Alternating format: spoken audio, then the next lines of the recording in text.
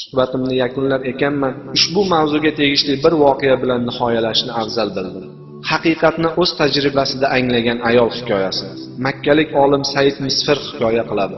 Bir ayol menga murojaat qilib kelib, quyidagilarni aytib berdi. Hurmatli shayx, men falonchining rafiqasiman. Umr yo'ldoshim ikkinchi ayolga uylanadigan bo'ldi.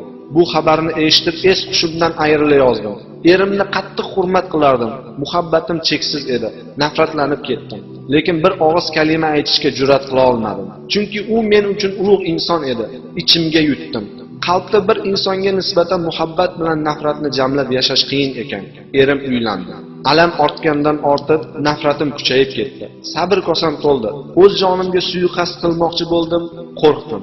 Kunda salom berib tabassum bilan kirib keladigan erim kun ora keladigan bo'ldi. Bir kun unikida, bir kun menikida.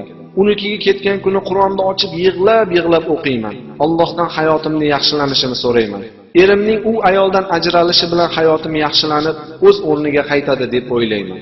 Erim menikiga keldi. Muomalasi avvalgidek, munosabati o'zgarmagan. Mug'ombir ayyor deb qo'ydim ichimda.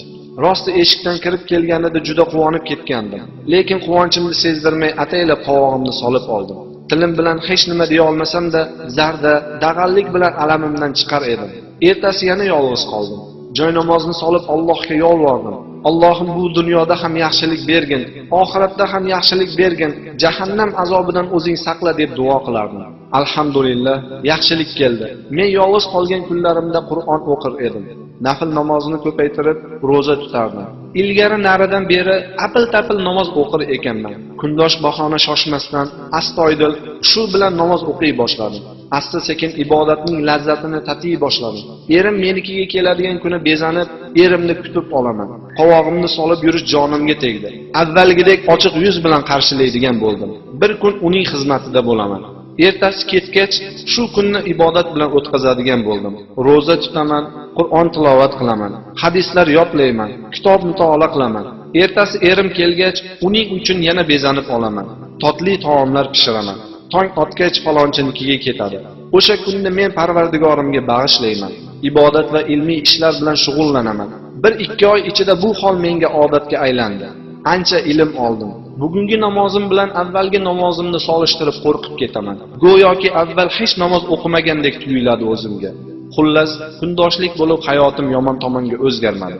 Aksincha, bo'sh vaqtim ko'payib, o'z ustimda ishladim. Hatto erim avvalroq uylansa bo'lar ekan deb qoldim.